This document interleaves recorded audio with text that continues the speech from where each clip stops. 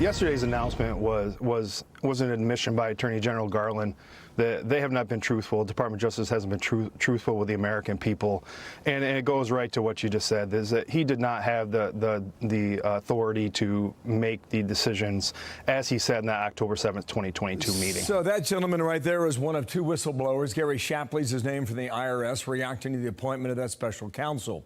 His attorney is Mark Little. He joins us now, and sir, good morning to you. Thank you for your time. Good morning, Bill. Good to be with you. Where would we be without the testimony of these two whistleblowers?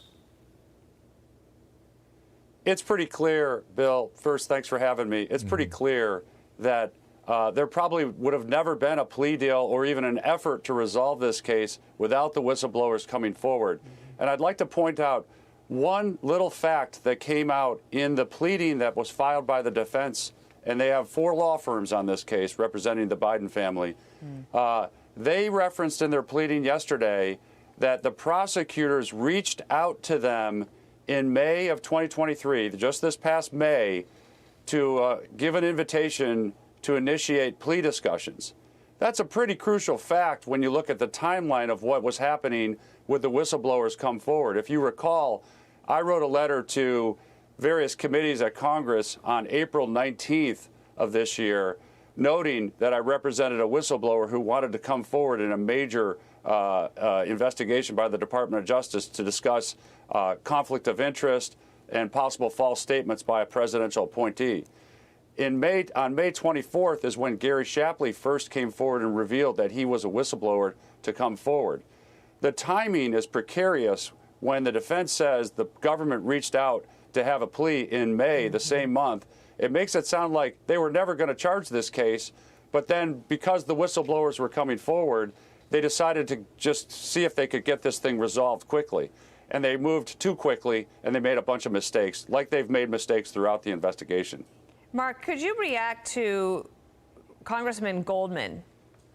This is what he said Sunday about Weiss becoming the special counsel. I want to get your take on this. Listen here. David Weiss, the Trump-appointed U.S. attorney in Delaware, was right all along that he did have ultimate authority. And when he requested special counsel status because the plea agreement has broken down and he may have to charge Hunter Biden in outside of his own district, which he requires additional authority to do, he got it. How do you react to that? Well, I think we're hearing different statements from Mr. Weiss. I mean, Weiss has come forward and said, first, he wrote 3 letters to Congress. He said the first letter said he had all the authority he needed to charge anywhere, anytime he wanted to. And Attorney General Garland was echoing those comments, that Weiss had all the authority and even more authority than a special counsel has.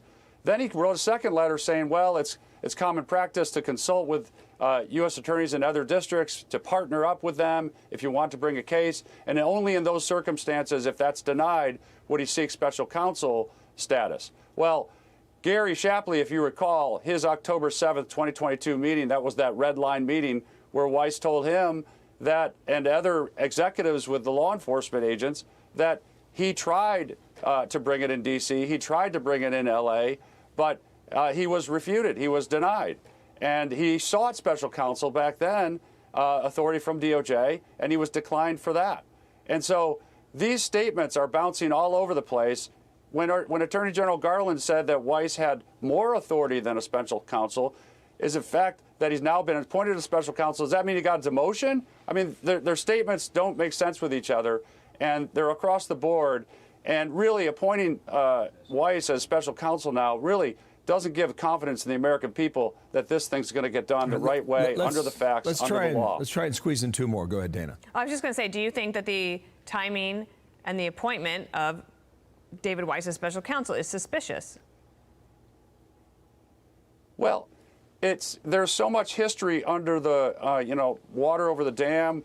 I mean, the blocking of investigators' efforts to try to get to the bottom of any connections, following the money, any connections with the father, blocking those steps, and then coming forward now and appointed him as special counsel. He's the wrong person.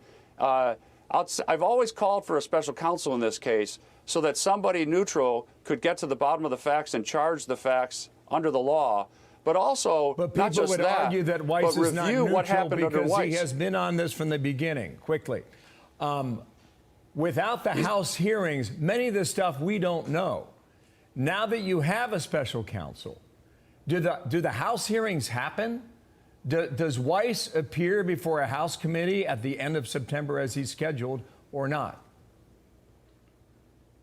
Well, I don't work for Congress. I don't work for the Department of Justice. But it seems to me Congress has the authority to force people to come and testify under their oversight authorities. And I think Weiss has to come forward. But he's already invoked in a letter to Congress that he couldn't talk about ongoing investigations. Right. So we're not expecting an open book from him. Okay. Mark, terrific. Thanks for Thank coming you. on. I mean, obviously, we got a lot of questions, and we're still looking for answers. I'm Steve Ducey. I'm Brian Kilmeade. And I'm Ainsley Earhart. And click here to subscribe to the Fox News YouTube page to catch our hottest interviews and most compelling analysis.